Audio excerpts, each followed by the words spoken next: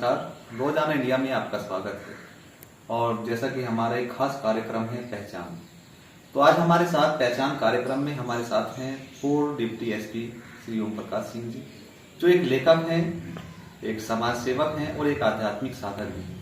तो आइए जानते हैं उनके जीवन से जुड़े खास पहलुओं के बारे में। ओम प्रकाश जी, आपका हमारे कार्यक्रम में स्वागत है। धन्यवाद। तो प्रकाश जी, हम आपसे सबसे पहले जानना चाहेंगे कि आपका जन्म गांव मोड़ा में हुआ, मोड़ा भी आपकी शिक्षा होगी, तो आप शिक्षा के बारे में बताइए। जहाँ तक मेरी अपनी शिक्षा का संबंध है, बचपन में अपने गांव के ही जो प्राइमरी पाठशाला है उसमें ही शिक्षा प्राप्त की। प्राइमरी पाठशाला के बाद चूंकि मेरे बड़े भाई अध्यापक थे, टीचर थे, मैं उनके साथ में जलालाबाद चला गया। जलालाबाद से फिर नौजल और उसके बाद में मैं आगरा, जबकि फोर्स में था, आगरा चला गया। वहीं से स्नातक डिग्री प्राप्त की। कुछ बचपन की आपकी कुछ खट्टी मीठी यादें जो आपको सबसे ज्यादा याद आती हैं? जहाँ तक बचपन की बात है, बचपन में सबसे बड़ी याद मुझे अपने बचपन की मेरी ताई जी थी। और बचपन में जब मैं बहुत छोटा था तो मेरी ताई जी मुझको पके हुए दूध की हंडिया का खुरचन खिलाया करती थी। और वो शाम को रोज बुलाकर मुझे वो हंडिया का, मिट्टी की हंडिया में जो खुरचन होता है, बुला हुआ दूध होता है, बहुत ही सुंदर लगता है। तो रोज आना वो मुझको हंडिया का खुरचन खिलाया करती थी।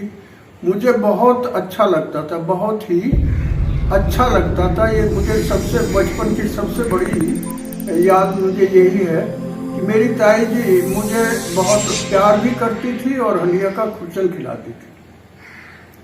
आपने तय किया था कि पुलिस में ही जाना है या कुछ और बनना चाहते थे? एक्चुअली ये तय तो नहीं किया था। तय तो थोड़ा सा मैंने मिलिट्री में जाने का ही विचार किया था, लेकिन परिस्थिति बस, चूंकि मेरे बड़े भाई पुलिस में थे, नरेंद्र सिंह दरोगा जी, तो मैं पुलिस में भर्ती हो गया।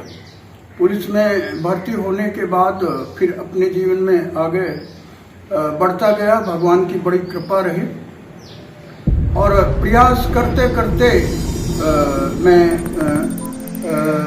मतलब डिप्टी एसपी तक, पुलिस उपाधीक्षक के रैंक तक पहुंच गया। उसमें पुलिस उपाधीक्षक का पद, तो उसमें जीवन में आपके क्या अनुभव रहे, कुछ शेयर करिए। पुलिस उपाधीक्षक, अब डिप्टी बनने के बाद जीवन में एक दो बातें बहुत ही मेरे मतलब जीवन में विचारणीय रही हैं, बहुत ही मेरे लिए याद रही।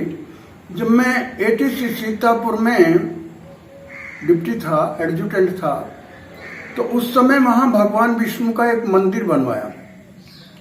उस मंदिर में भगवान विष्णु की प्रतिमा जो आज भी रखी हुई है, लगभग वो 6 फीट से भी अधिक की है। और उस समय सन 82 में वो लगभग 2.5 लाख रुपए की बनी थी। अब तो उसकी कीमत मैं जहां तक समझता हूं 8-10 लाख रुपए से भी अधिक है। उस स्थान पर वहां बहुत बड़ा मंदिर बनकर तैयार हो गया है। और मेरे मन में यह थी कि यहाँ चूंकि वो चौराहे पर है, ये भगवान विष्णु की प्रतिमा, वहां पर सभी देहात के लोग भी आते हैं। प्रशिक्षण केंद्र के जितने भी विद्यार्थी थे, ट्रेनीज थे, सब वो इतवार के दिन बैठकर वहां कीर्तन भी करते थे और थोड़ा सा भगवान से, मतलब हम लोग भगवान से जुड़ते थे। तो पहली घटना तो ये कि वहां विष्णु भगवान का एटीसी में मंदिर जो आज भी है, पीतल की वो प्रतिमा आज भी है। दूसरी घटना जो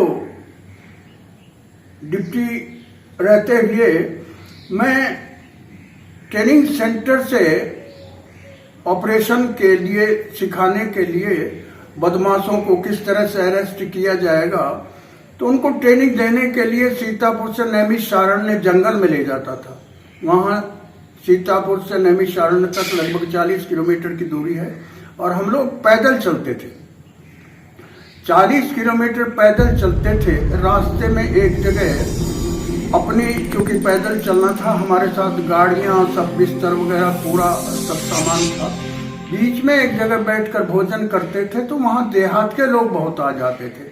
वो बैठकर देहात के लोग वहाँ बहुत भोजन भी करते थे और फिर गाना गाते थे। तो देहात वाले लोग जब कभी हम लोग जाते थे अपना ट्रेनिंग कैंप लेकर, इससे वो बड़े प्रसन्न होते थे।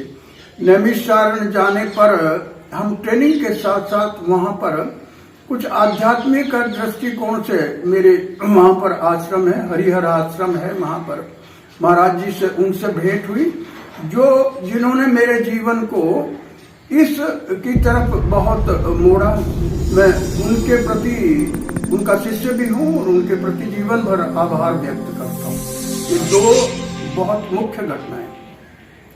नैमिषारण्य में आप डिप्टी एसपी रहते हुए जाते थे, तो तब भी आपका रुझान उतना ही था, और रिटायरमेंट के बाद फिर जैसे लोग घर आते हैं, गांव में आते हैं, तो अपने परिवार की देखभाल करते हैं, तो आप नैमिषारण्य चले गए। कितने सालों तक आप वहां रहे? नैमिषारण्य आश्रम में महाराज जी स्वामी हरिहरानंद सरस्वती जी हैं, और लगभग मैं 7 साल तक उनके आश्रम में उन्हीं के पास रहा, उनके मार्गदर्शन में रहा।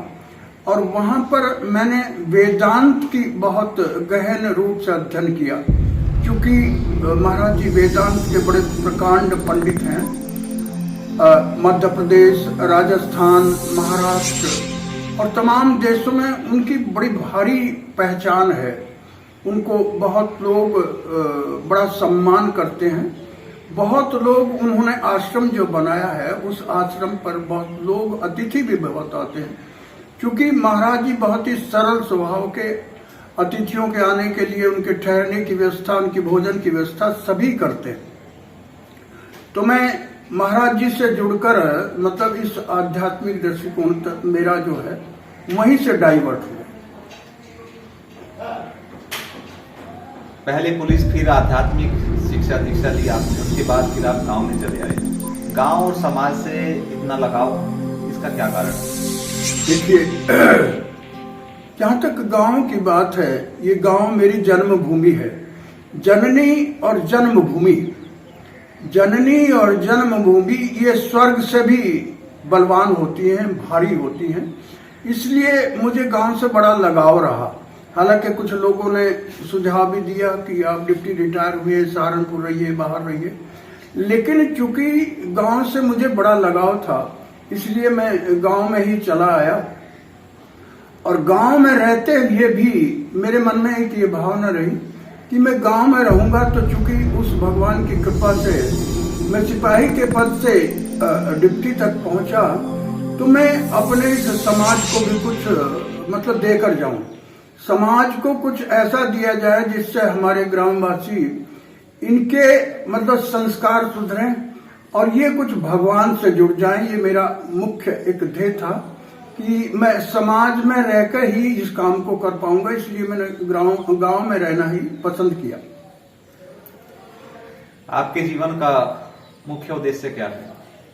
एक्चुअली जीवन का जहां तक उद्देश्य है, देखिए, प्रत्येक प्राणी जो है वो ये चाहता है कि जीवन में उसको भगवान की कृपा की प्राप्ति हो जाए। जीवन का जो प्रतिफल है वो है भगवान की कृपा का पात्र बनना।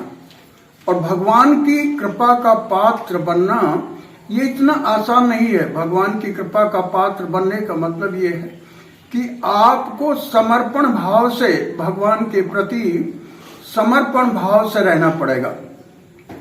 इसी कारण से मैं अपने गांव से जुड़ा और भगवत कृपा से यहाँ मंदिर का, हालांकि पूरे गांव क्षेत्र बाहर वाले लोगों का इसमें सहयोग रहा, और ये मंदिर का जो निर्माण है उन्हीं दृष्टिकोण से हुआ, जिसमें अब ये अपना मंदिर है।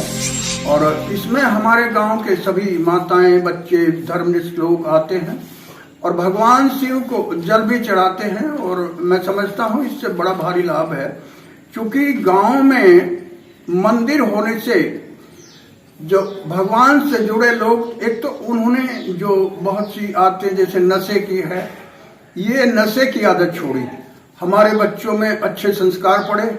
माताओं ने विशेष रूप से बहुत योगदान दिया, वो सुबह के टाइम मंदिर आती हैं।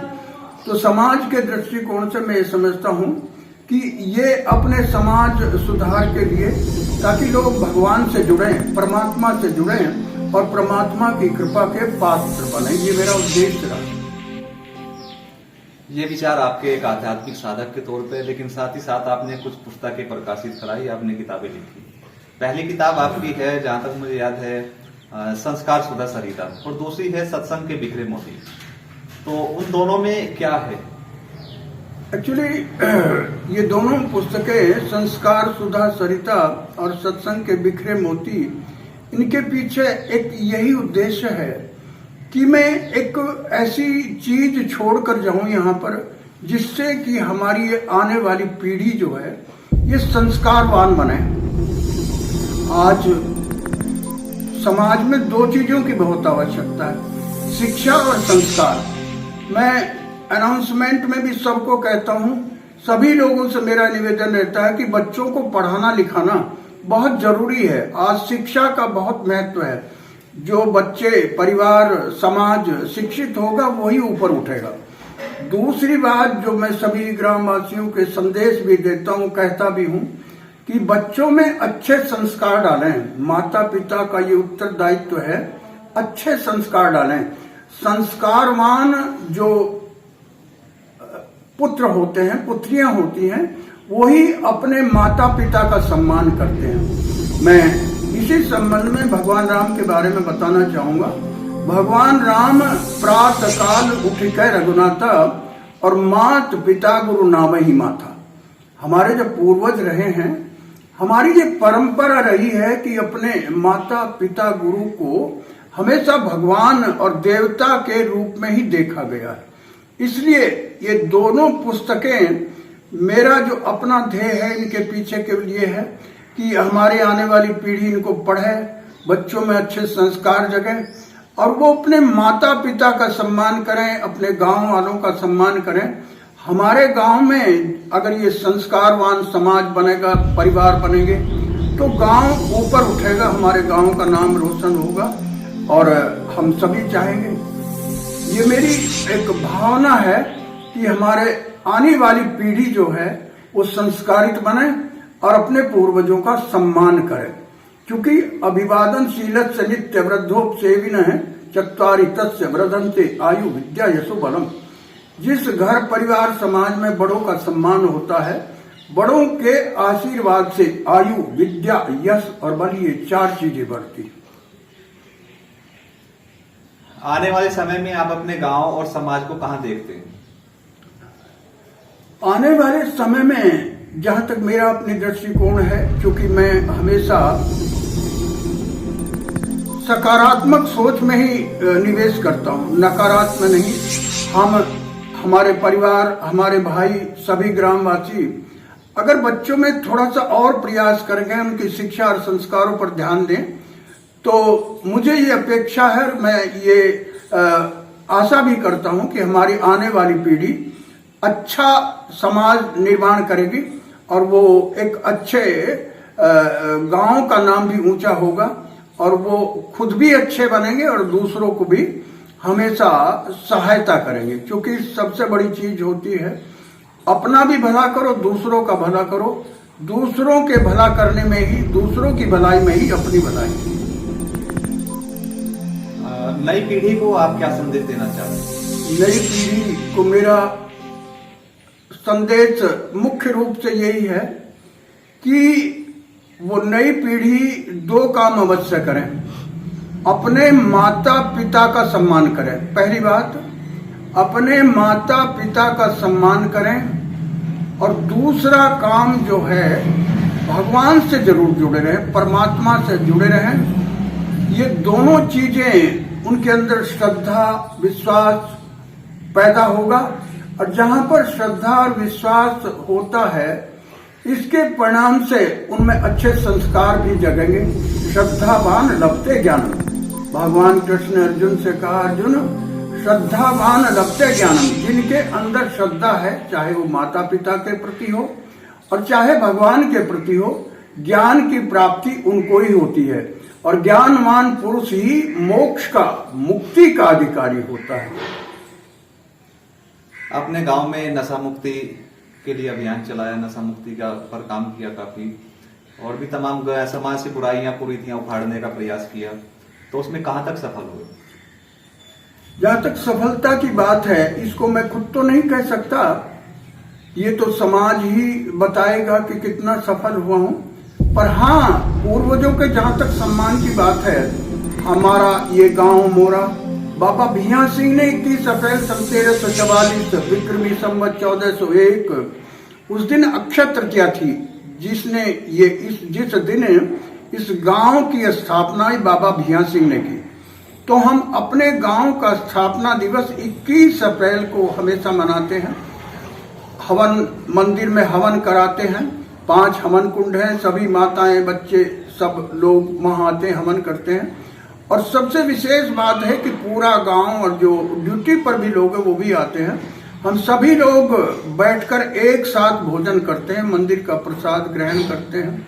तो इससे हमारे अंदर एकता की भावना पैदा होगी, एक दूसरे के प्रति सहयोग, सहृदयता की भावना पैदा होगी। हमारे आने वाली पीढ़ी ये सीखेगी कि अपने बड़ों का सम्मान हमेशा करना चाहिए। इसलिए मैंने ये जो अपने बाबा भैया सिंह की बात कही, बाबा भैया सिंह ने चूंकि ये गांव बसाया था, इसलिए हम अपने पूर्वजों को भी भूल न पाए, हम अपने पूर्वजों को न भूलें। और बाबा भैया सिंह चूंकि राजा धामदो के 7वीं संतान थे, और उन्होंने ही ये गांव 21 अप्रैल 1344 विक्रमी संवत 1401 अक्षय तृतीया को बसाया था। मैं अपने सभी ग्रामवासियों से भी कहता हूं कि बच्चों में नशे की आदत न पड़ने दें। नशा जो है ये बुद्धि का नाश करता है, शरीर में बीमारी पैदा करता है, घर में कलह पैदा करता है, और जिन घरों में कलह रहती है मां लक्ष्मी का निवास नहीं होता। इसीलिए मैं सबको एक संदेश देता हूं कि वो नशे से दूर रहें। शराब, सिगरेट, मांसाहार, ये तीनों है मौत के द्वार। सभी अपनी आने वाली पीढ़ी, बच्चों से भी कहता हूं कि वो तंबाकू, गुटखा, बीड़ी, सिगरेट, भांग, तंबाकू इससे दूर रहें। और अगर वो इन चीजों, नशे से दूर रहेंगे तो उनके अंदर अच्छे संस्कार भी जगेंगे, और साथ ही साथ अपने परिवार और अपने बड़ों का सम्मान भी करेंगे।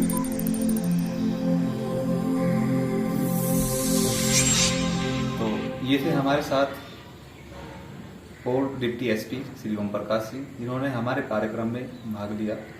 और हम चाहते हैं कि आगे एक और नई शख्सियत, एक और नई पहचान के साथ हम फिर से हाजिर होंगे।